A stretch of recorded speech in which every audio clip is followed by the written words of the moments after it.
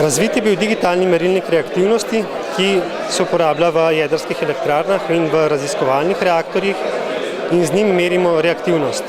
Ta nova generacija digitalnega merilnika reaktivnosti, ki je bila razvita, omogoča hitro in natančno meritev. S to hitrostjo pa so omogočene tudi nekatere metode in testiranja pri zagonu jedrskih elektrarn, ki pa lahko bistveno pripomorejo k skrajšanju tega zagona.